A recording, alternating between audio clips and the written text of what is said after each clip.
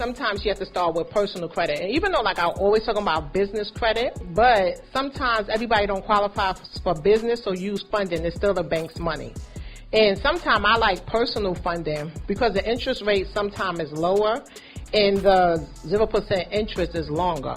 And I always tell people to have at least 3 entities, right? When I had first started getting entities, I think I got 10 off the rip, right? Because I'm thinking, all right, Bank of America has 4 business credit cards. That's 40 credit cards I could get from Bank of America, not in one day. You know what I'm saying? Over time.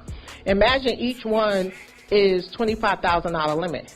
What's 40 times 25? $1 million, right? Once those LLCs is 2 years old, now you get lines of credit for $50,000 with no doc. That's another $500,000 from just Bank of America. You can apply for 2 cards at one time with 1 inquiry, right? So you apply, remove the inquiries, and go back and get more funding. Because all business inquiries can be removed because it's not attached to an open personal account. But once you figure, okay, so now I'm not going to get 40 credit cards in one day, right? It might take me years.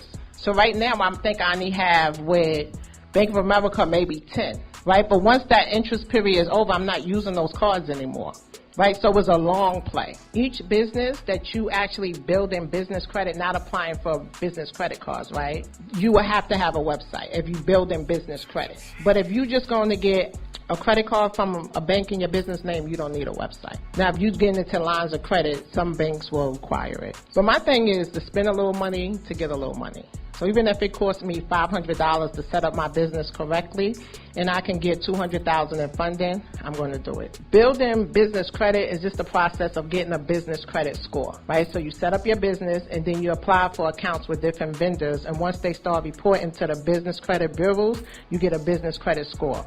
Just like personal, right? Before you have any accounts reporting, you don't have a score. So it's the same process.